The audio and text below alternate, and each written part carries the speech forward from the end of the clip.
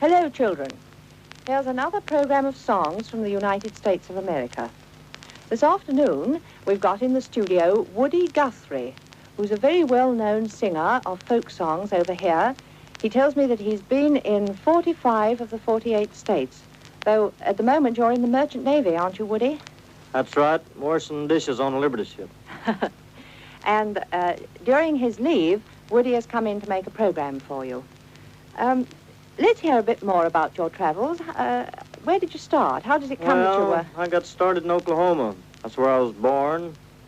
Population down there is 1/3 Indians, 1/3 Negroes, and 1/3 white people. So I hit the road when I was about 13 years old, doing all kinds of odd jobs all over the country and traveling amongst all these kind of people, and actually picked up a lot of songs and a lot of funny, different versions of a lot of folk songs and ballads. And I've been traveling all around at depots and bus stations and waterfronts and cafes and everything else, saloons, picking up nickels. Well, Woody said that he'd like to sing you a program about trains. So, shall we have the first one, Woody? What was it going to be? First one's going to be about the best train song that I know right now in the United States that's being sung. The name of it is the Wabash Cannonball. I stood on the wide Atlantic and the broad Pacific shore, saw the queen of the flowing mountains, the South Belle by the door. She's long and tall and handsome, and she's loved the one and all, and a modern combination called the Wabash Cannonball.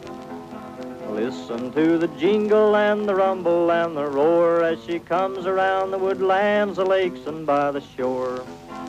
Hear that mighty rushing engine, hear that lonesome hobo squall. She's rolling through the jungle on that Wabash Cannonball. Well, she rolled down to Memphis on a cold December day. When she pulled into the station, you could hear the people say, "There's that gal from Birmingham, she's long and she's tall. Just rolled down to Memphis on the Wabash Cannonball." Well, your eastern states are dandies, the western people say, from New York to St. Louis, Chicago by the way.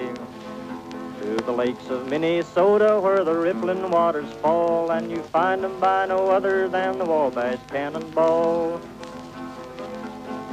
Here's to Daddy Claxton, may his name forever stand. He's honored and respected all over Dixieland.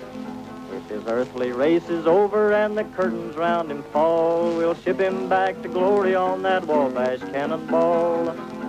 So listen to the jingle, the rumble, and the roar. She glides along the woodlands, the lakes, and by the shore.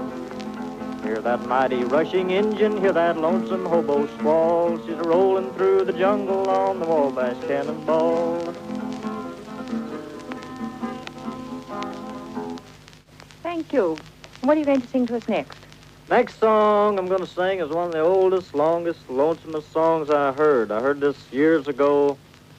I used to hear my dad sing it, and I've heard Indians sing it, and Negroes sing versions of it. And the name of it's 900 Miles from Home. Well, I'll pawn you my wagon, and I'll pawn you my team. Pawn you my watch and my chain. If this train runs right, I'll see my woman Saturday night. I'm tired of living this way, and I hate to hear that lonesome whistle blow. Well, that train I ride on, she's 100 coaches long. You can hear the whistle blow 100 miles. If that train's on time, I'll see that little woman of mine. 'Cause I'm tired of living all alone, and I hate to hear that lonesome whistle blow. Well, I'm walking down this track, I've got tears in my eyes, trying to read a letter from my home. If this train don't jump the track, to my woman it'll carry me back, 'cause I'm tired of living like a dog.